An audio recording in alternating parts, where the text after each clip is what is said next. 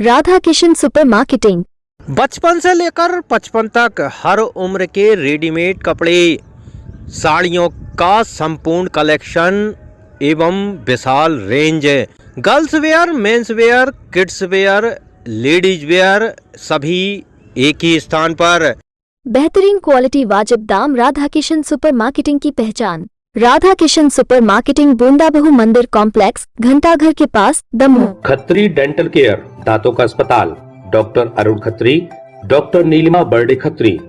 समय सुबह 9 बजे से रात्रि 8 बजे तक। सभी प्रकार के कॉस्मेटिक डेंटल ट्रीटमेंट उपलब्ध।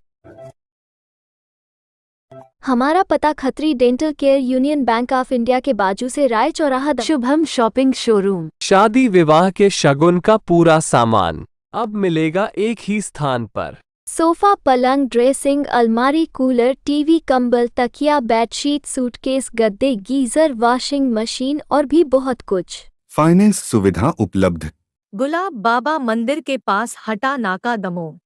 पुलिस ने दमोह जिले में हुए एक सनसनीखेज कत्ल का खुलासा कर दिया है, जहां पुलिस ने एक नरकंकाल मिलने के मामले में बड़ा खुलासा किया है और अब एक अंधा कत्ल दुनिया के सामने है। दरअसल बीते 29 जून को दमोह जिले के जबीरा थाने के तहत आने वाले बूढ़ा गुबरा में पुलिस को एक नरकंकाल मिला था, जिसके बाद सनसनी फैल गई थी।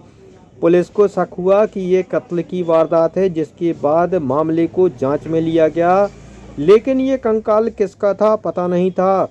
जबीरा पुलिस ने आसपास के थानों में पता किया तो जबलपुर जिले के कटंगी थाना में दर्ज गुम इंसान के मामले में गायब युवक सत्येंद्र विश्वकर्मा के परिजनों से संपर्क किया गया।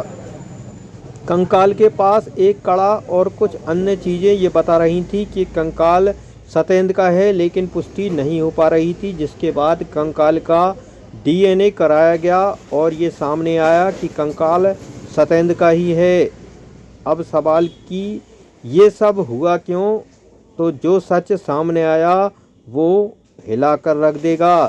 सत्येंद्र की हत्या हुई और हत्या करने वाला कोई और नहीं बल्कि उसकी प्रेमिका और प्रेमिका का पूर्व प्रेमी था।